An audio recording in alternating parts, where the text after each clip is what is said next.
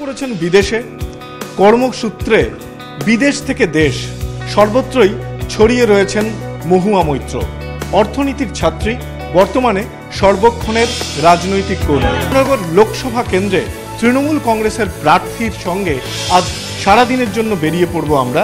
এই মুহূর্তে ক্যাম্পেইনে বেরোনোর আগে একেবারে কফি তৈরি করছেন, তারপরেই কিন্তু বেরিয়ে পড়বেন মহুয়া মৈত্র। আমি প্রথমেই যেটা জানতে চাইছি, একদম নিজের হাতে দেখছি যে মানে কফি তৈরি করছেন, এটা কি সব সময়কার অভ্যাস না? সময়কার অভ্যাস, সব সময় আমি নিজের কাজ নিজে করি, তাই আমি ঘরের মধ্যে একটা ছোট্ট সেট আপ করে নিয়েছি যে আমার চা কফি আমি এখানে নিজে করতে পারি, এখানে আমার খাবার থাকে।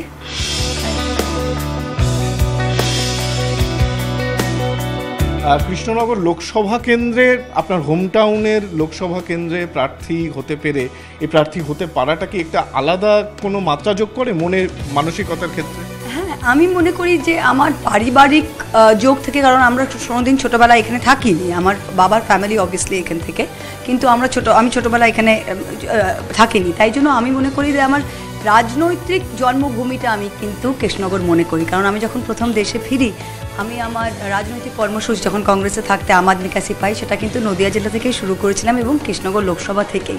তাই অনেক জায়গায় যেখানে আমি এখন যাচ্ছি, সেটা আমি 2008-9 সালে, মানে 10-11 বছর আগেই আমি প্রত্যেকটা বুথে বুথে গিয়েছিলাম। তাই আমি মনে করি যে সেটা আমার কাছে একটা আলাদা অনুভূতি, একটা খুব স্পেশাল ফিল। তরফ থেকে প্রস্তুতিটা কী ধরনের? দেখুন, আমি সবসময় বলছি, আমি আমার র্যালিতেও বলছি, এটা আমার মনের কথা, আমি বানিয়ে বলছি না, যে আমার ভারতবর্ষের 543টা আসনে যদি আমাকে জিজ্ঞেস করা হতো যে মহুয়া তুমি কিসে দাঁড়াবে, আমি কিন্তু দক্ষিণ দিল্লি বা দক্ষিণ কলকাতায় আমার অতটুকু আগ্রহ নেই, আমার কিন্তু কৃষ্ণনগরেই সবসময় ফার্স্ট। তো আমি আমার মমতাদির কাছে খুবই কৃতজ্ঞ যে আমাকে এই আসনটি দেওয়া হয়েছে।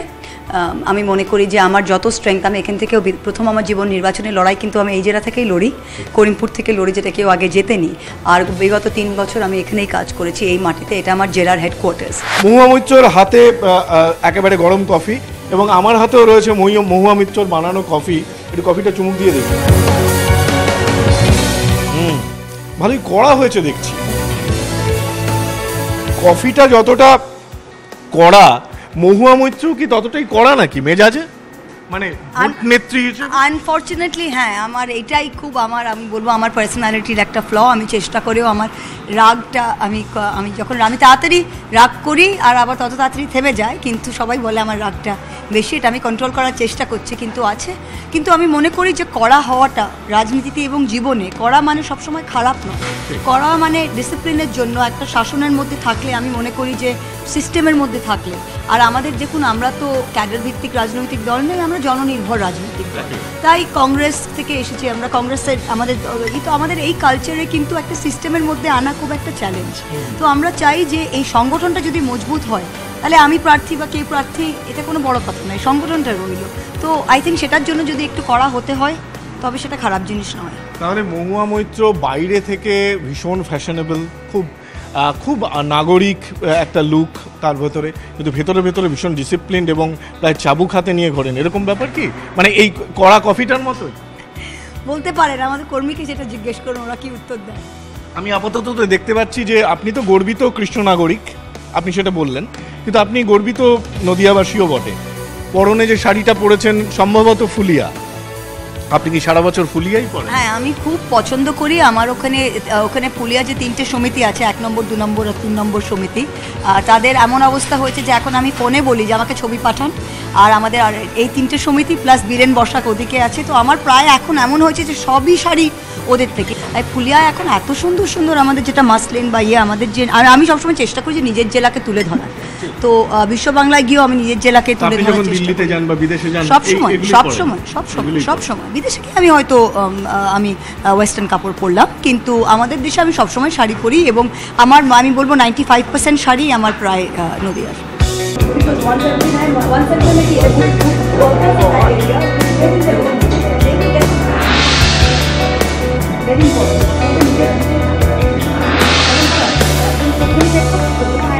কৃষ্ণনগরে মহুয়া মৈত্রর অস্থায়ী আস্থানায় যে ওয়ার রুম রয়েছে, সেখানেই আপাতত ব্যস্ত রয়েছেন কৃষ্ণনগর লোকসভা কেন্দ্রের তৃণমূল কংগ্রেস প্রার্থী। একেবারে হাতে কলমে কর্মীদেরকে শিখিয়ে দিচ্ছেন, বুঝিয়ে দিচ্ছেন, তার মত বিনিময় করছেন। প্রথমবার যখন ভোটে দাঁড়িয়েছিলেন তখন তো নিশ্চয়ই রাজনীতির ছাত্রী ছিলেন, ফলিত রাজনীতির ছাত্রী। তা এইবারের নির্বাচনে কি ফলিত রাজনীতির মোটের ওপর শিক্ষক হতে পেরেছেন? আসলে আমি না, যখন ভোটে আমি দাঁড়াই, আমার রাজনীতিতে নামার অনেক বছর পরে কিন্তু আমি দাঁড়িয়েছিলাম। আমি 8-9 রাজনীতিতে ঢুকি, কিন্তু আমি নির্বাচনে লড়েছি 16। তাই ওই প্রথম 6-7 বছর ফ্র্যাঙ্কলি স্পিকিং আমি অনেক ভোট করেছি। তাই জন্য আমি যখন করিমপুরে নামি, আমার কারো দরকার হয় না, আমি কর্মীদের নিয়ে, এলাকার লোক দিয়ে ভোটটা নিজের মতো করতে পেরেছিলাম, আমার কারোর উপর নির্ভর হতে হয়নি। তখন অভিজ্ঞ ছিলাম। এখনো আমরা সবসময় ছাত্রী। শিক্ষক হওয়ার আমার মনে হয় না দিদি ছাড়া আর কেউ সত্যি কথা বলতে, কারণ রাজনীতি শুধু নম্বর নয়, রাজনীতি মানে একটা জিনিসকে অনুভব করা, একটা পালসটা। সেটা কিন্তু দিদি যেটা সিক্স সেন্স আছে, সেটা আমার মনে হয় খুব কম লোকেরই আছে আজকে ভারতবর্ষে। তো আমি মনে যে আমরা যতই হোক, হ্যাঁ আমি আরো বেশি অভিজ্ঞ ছাত্রী, কিন্তু এখনো ছাত্রী ডেফিনেটলি।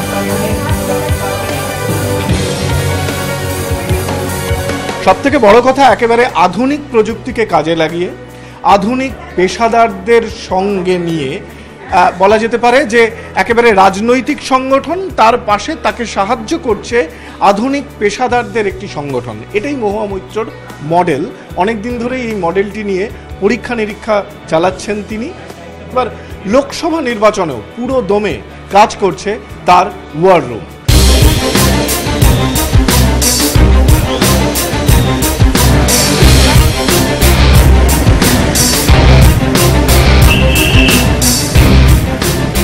দুপাশে সবুজ ধানক্ষেত, আর তার মাঝখানে হু হু করে চলছে গাড়ি। মহুয়া মৈত্রের সঙ্গে আছি আমরা, এখন যাচ্ছি কর্মী সভায়। আমার না একটা প্রশ্ন আপনাকে প্রথমেই করতে ইচ্ছে করছে, যে এই যে দেয়ালে যখন নিজের নাম দেখেন, বড় বড় পোস্টারে নিজের ছবি দেখেন, কেমন লাগে? এটা একটা আলাদা ফিলিংস তৈরি হয়। হ্যাঁ, যখন প্রথম ভোটে দাঁড়িয়েছিলাম করিমপুরে, যখন প্রথম করিমপুরে ঢুকি, তখন একটা বড় পোস্টার দেখেছিলাম 2 দিন দেয়া, তখন সত্যি মনে হয়েছিল এখন আর এই কি আমি। আর অনেক সময় কি হয় যে আমাদের একটা অফিসিয়াল ছবি থাকে, তো সেই অফিসিয়াল ছবিটা তো আমরা দিই, কিন্তু অনেকে কি করে, হয়তো নেট থেকে ছবি বার করলো, কোনো অনেক মানে প্রাইভেট বলবো না, কিন্তু আপনার অন্য জায়গায় কোনো অনুষ্ঠানে গেছে, লোকে ছবি তুলেছে, সেটা দিয়ে পোস্টার, সেগুলো মাঝে মাঝে হাসিও পায়। দেখবে অন্য কোনো কাজের মধ্যে কিছু করছি, কিন্তু সেই ছবিটা নিয়ে তারা পোস্টার করেছে, ভালোও লাগে, লোকে আবেগে করে, কিন্তু হ্যাঁ এটা একটা স্পেশাল ফিলিং। আমি প্রথমেই বলি যে লড়াইটা মোদির বিরুদ্ধে। মোদি, নরেন্দ্র মোদি বনাম মমতা বন্দ্যোপাধ্যায়। আপনি মমতা বন্দ্যোপাধ্যায়ের সৈনিক।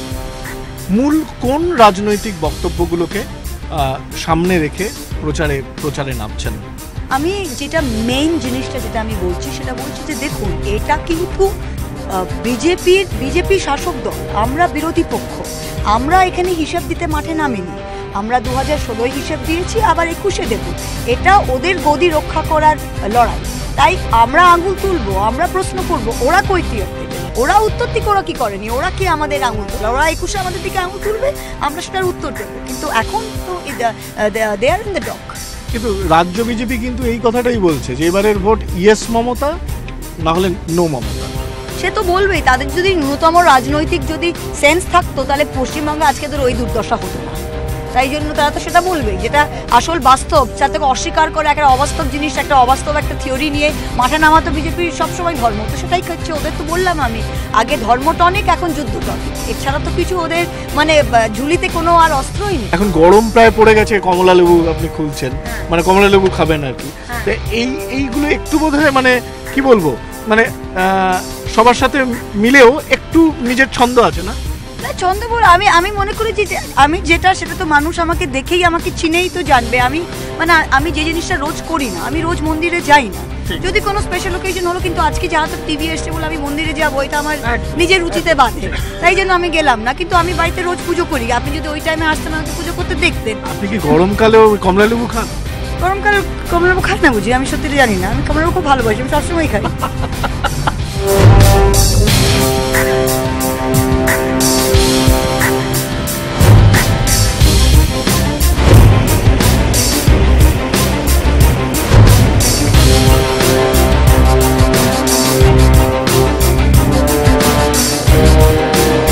কৃষ্ণনগরে তার নিজের মাটিতে সব থেকে প্রিয়তম জায়গা এই ঘূর্ণির যেখানে পুতুল তৈরি হয়, সেখানেই, সেই দোকানেই আপাতত রয়েছেন। ছোটবেলায় কি মাটির পুতুলের জন্য বাবার কাছে বায়না করতেন? না, আমার ছোটবেলার মাটির পুতুল বাবার বায়না করতাম না, কিন্তু আমার প্রথম মাটির পুতুল ইনফ্যাক্ট আমার দাদু একবার কৃষ্ণনগরে এসে আমাকে আর মাকে আর দিদিকে তিনজনকেই এখানে এসে কিনে দিয়েছিলেন। এটা আমার তখন বয়স বেশ বেশি, আমার বয়স প্রায় তখন 15 বছর হবে, ছোটোবেলায় নয় 15 বছর। একটা এই দোকান থেকেই বোধ হয়, আর ওটা একটা বুড়ো লোক একটি দু কাঁধে একটা ইয়ে করে যাচ্ছে, খুব ট্রেডিশনাল, ওটা আমার এখনও মনে আছে, ওটা বোধহয় এখনও আমার বাড়িতে আছে। আমরা মহুয়া মৈত্রর সঙ্গে পায়ে পায়ে এবার কৃষ্ণনগর শহর থেকে বেরিয়ে যাব, বেরিয়ে গিয়ে তিনি কর্মী সভায় যোগ দেবেন। আমরা সেই কর্মী সভায় যাব এবং একই সঙ্গে তার সাথে বেশ কিছু পদযাত্রাতেও পা মেলাবো।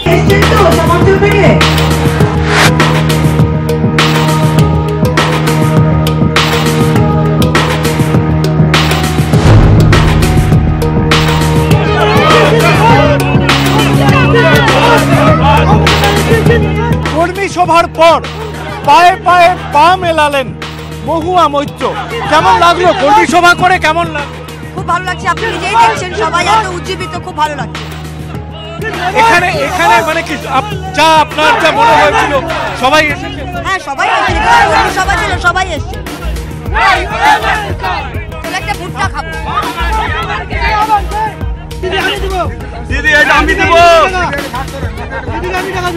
আচ্ছা একটা কথা বলি যে নদিয়ায় অনেক সময় বলা হয় যে গোষ্ঠীদ্বন্দ্ব, তৃণমূল কংগ্রেসের অন্দরে গোষ্ঠীদ্বন্দ্ব একটা বড় প্রভাব ফেলেছে।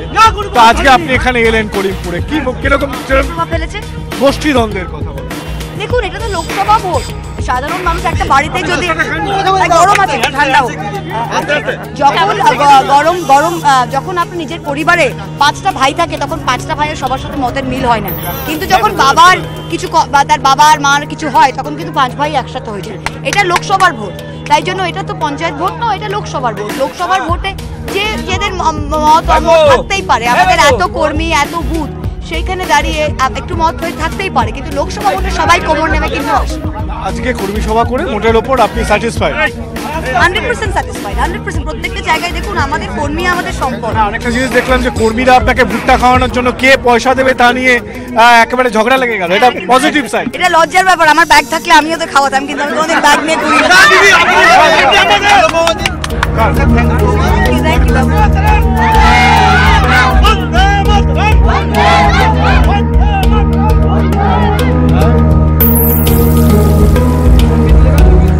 সর্বভারতীয় স্তরেই তৃণমূল কংগ্রেস মমতা বন্দ্যোপাধ্যায় একটা প্রধান মুখ। তা অন্যান্য যে বিজেপি বিরোধী দলগুলো রয়েছে, কংগ্রেস, সিপিএম, তাদের বিষয়ে কি বলছেন মানুষের কাছে? তারা কি আদৌ আন্তরিক? মানে তাদের বিষয়টা নিয়ে আপনার কি স্ট্যান্ড? দেখুন প্রচারটা কিভাবে নিয়ে যাচ্ছে? দেখুন আই এম ভেরি ক্লিয়ার যে আমাদের এখানে মমতা ব্যানার্জি, আমাদের সরকার নিজেই, আমরা একদম ফার্স্ট। যখনই বিজেপির কিছু যখন বাই দ্য টাইম অন্যরা ডিসাইড করছে কি করবে, আমরা অলরেডি করে দিচ্ছি, তো সেইখানে দাঁড়িয়ে আমরা যখন ফার্স্ট মুভার, তো এখানেও আমাদের লড়তে হবে যেন আমরা ফার্স্ট মুভার। তাই অন্যরা কে কী করছে তারা নিজের নিজের এলাকায় নিজের নিজ কংগ্রেস যেখানে লড়ছে 1:1 ছত্তিশগড়, রাজস্থানে, সেটা ওরা বুঝে নেবে, কিন্তু এখানে তো বেসিক্যালি আমরা তো ডিরেক্ট লড়ছি, তাই সেখানে আমাদের নিজে বুঝতে হবে। আমরা ক্রমশ তার পরের যে ডেস্টিনেশন সেদিকে এগিয়ে যাওয়ার চেষ্টা করছি। থেকে বড় কথা, মহুয়া মৈত্র কোনো চিত্র তারকা নন, কিন্তু তার ছবি নেওয়ার জন্য কার্যত মোবাইল নিয়ে যে পরিমাণ উৎসাহ, এটা কিন্তু নিঃসন্দেহে কর্মী সভার একটা মাত্রা যোগ করেছে। কর্মী সভাতে এখন জনসভায় পরিণত হয়েছে, কিন্তু এখানে দেখা যাচ্ছে যে সবাই এখন তৃণমূলের, সবাই বুঝে গেছে যে হাওয়াটা উল্টে গেছে। বলা হচ্ছিল যে লোকসভা, কৃষ্ণনগর লোকসভা কেন্দ্র বিজেপির জন্য একটা খুব ভালো জায়গা, ততটা বোধহয় নয় নাকি? এখন আর ততটা নয়। আমি প্রথমেই বলেছিলাম যে এই বক্তব্যটা বিজেপিরা সাংবাদিককে মানে খুব কৌশলগতভাবে এটাকে খাওয়ানো হয়েছিল, তাই জন্য মাটিতে কোনোদিনই এটা বিজেপির কোনোদিন জায়গাও ছিল না। কৃষ্ণনগরের মানুষ ডানপন্থী মানুষ, কিন্তু কৃষ্ণনগরের মানুষ বুদ্ধিজীবী মানুষ, এটা সাংস্কৃতিক সাথে যুক্ত, তাদের এই খুব একটা বিভাজনের রাজনীতি এখানে চলে না। আমি সত্যি কথা বলছি, উত্তর ভারতের একটা কৃত্রিমভাবে একটা উত্তর ভারতের সংস্কৃতি এখানে এসে ওরা ট্রান্সপ্লান্ট করার চেষ্টা করছে, এটা কিন্তু এখানে কাজ দেয়।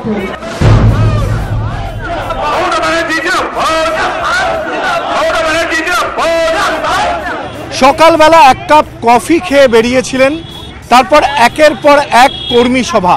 এই মুহূর্তে দেবগ্রামে চলছে কর্মী সভা, যেখানে উপচে পড়া ভিড়। থেকে শুরু একের পর এক কর্মী সভা, পদযাত্রা, মানুষের সাথে কথা বলবার পর এখন কার্যত সন্ধ্যা নেমে এসেছে। মহুয়া মৈত্রর এই সময় একটু চা দরকার। আমি একটা জিনিস দেখলাম, একটা ব্যাপারে কিন্তু আপনি মমতা বন্দ্যোপাধ্যায়ের একদম সার্থক অনুগামী, মানে আপনি একেবারে স্বল্পাহারী, মানে ভয়ঙ্কর ধরনের।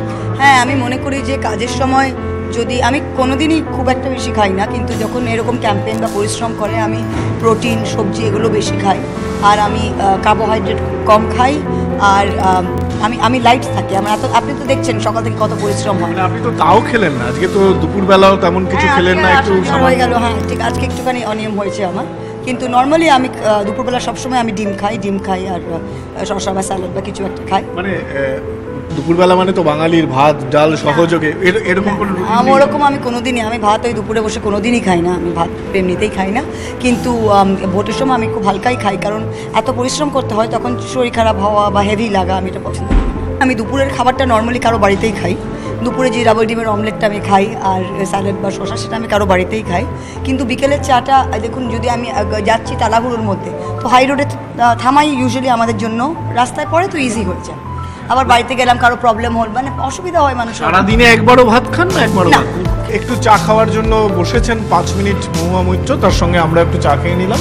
এরপরই পরের জনসভা না কর্মী সভা? এবার পরেরটা কর্মী সভা, এটা একটা ছোটো কর্মী বৈঠক, একটা 7টা অঞ্চল নিয়ে আমাদের পশ্চিমবঙ্গ ট্যুরে ওদের নেতারা আমার সাথে একটু বসতে চেয়েছিল, ইলেক্টেড মেম্বার সবাই। তো এটা যাওয়ার পথে আমি এটা ওদের সাথে বসে দেখিনি কী বলার, কারণ অনেক সময় ছোটো ছোটো বৈঠকে অনেক কিছু বেরিয়ে আসে, যেটা ইম্পর্টেন্ট।